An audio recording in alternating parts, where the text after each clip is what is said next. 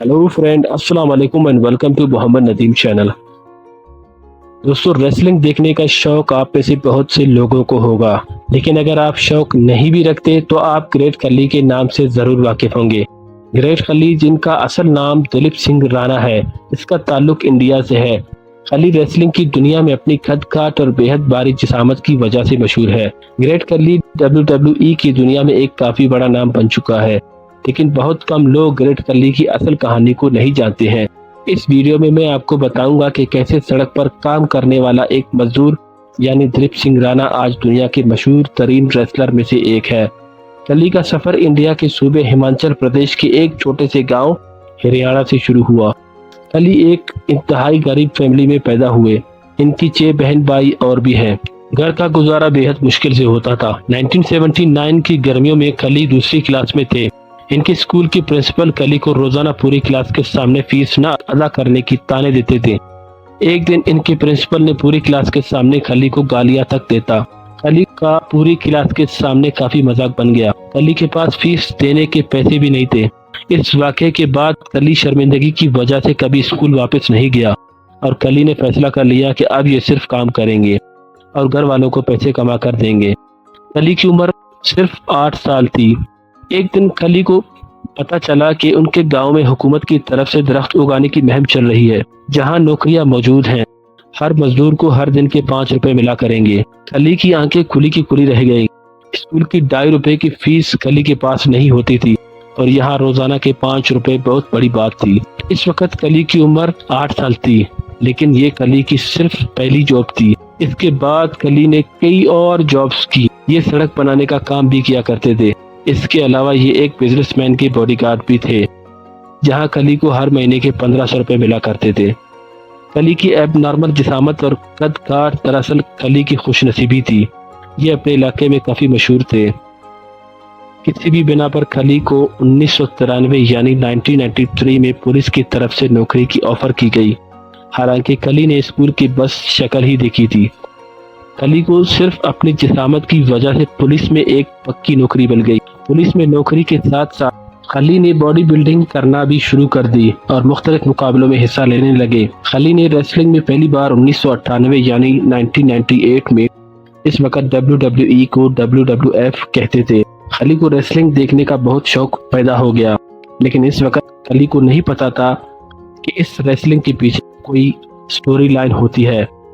खली को लगता था ये बिल्कुल रियल है और इनके दिल में WWF यानी आज की WWE में जाने का शौक पैदा हुआ। इसीलिए दिलीप सिंह राणा उर्फ ग्रेट खली ने रेसलिंग की ट्रेनिंग शुरू कर दी। बहुत जल्दी खली को अमेरिका जाने का मौका मिल गया और इनके कद और जिसामत को देखकर ऑल प्रो रेसलिंग एकेडमी ने खली को अमेरिका आकर ट्रेनिंग करने की दावत दी।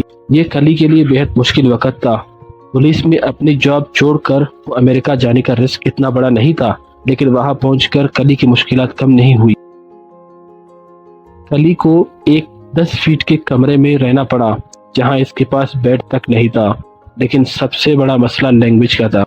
खली को इंग्लिश की ABC भी नहीं आता थी और वहां लोगों से बात करना इनके लिए काफी मुश्किल था।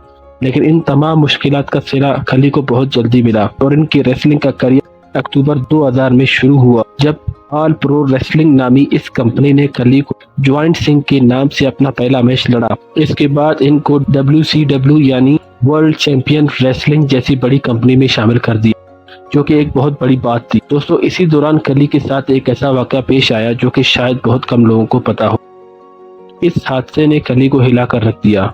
हुआ कुछ यूं कि 28 मई 2001 को ऑल प्रो रेसलिंग ने ब्रेन ओंग नामी एक रेसलर खली के साथ मैच लड़ते हुए अपनी जान से हाथ धो बैठा। खली ने ब्रेन ओंग नामी को एक रेसलिंग में फ्लैप बैक लगाई, जिससे ब्रेन ओंग की मौत हो गई। रेसलिंग में जो मैचेस होते हैं वो पहले से ही प्रैक्टिस करे लड़े जाते हैं। ये बेशक असल ना हो, लेकिन लड़ाई और चोटें बहरहाल इंतहाई खतरनाक होती हैं। ब्रेन ओंग के मरते ही सारा इल्जाम खली के ऊपर आ गया और खली के साथ रेसलिंग करने को खतरनाक करार दे दिया। दूसरे रेसलर ने खली के साथ काम करने से इनकार कर दिया और खली की जिंदगी में तब्दीली आ गई। खली को लोग कातिल कहकर बुलाना शुरू हो गए। हालांकि ये सिर्फ एक हादसा था, लेकिन इस मौके पर खली को मेक्सिको और जापान میں ریسلنگ کرنے کا موقع ملتا رہا اور بعد میں پتا چلا کہ برین اونگ ریسلنگ کرنے کے لیے فٹ ہی نہیں تھا کہ ڈاکٹرز اس کو ریسلنگ کرنے سے روکا ہوا تھا۔ آل پرو ریسلنگ نے برین اونگ کو ریسلنگ کرنے کے لیے پریشرائز کیا تھا اور اس کے پروٹیکشن کا خاص خیال بھی نہیں رکھا تھا۔ اونگ کی فیملی نے آل پرو ریسلنگ کے خلاف کیس بھی کر دیا جس سے ان کو $1.3 ملین بھی ملے۔ اس سے کلی کے سر سے ایک بڑا بوجھ اتر گیا۔ ریسلنگ کمپنی WWE نے سائن کر دیا۔ WWE کے مالک ونس میک موہن نے کلی کو ایک مووی دی لانگسٹ یارڈ میں دیکھا جس میں کلی کا ایک بے حد چھوٹا سا رول تھا، لیکن ونس نے کلی کی جسامت کو دیکھتے ہی فیصلہ کر لیا کہ کلی کو WWE میں شامل کر لیا جائے۔ دوستو، کلی کے WWE کے کریئر کا آغاز ایک خواب سے کم نہ تھا جب انڈرٹیکر جیسے لیجنڈری ریسلر کے ساتھ ڈیبیو ہوا۔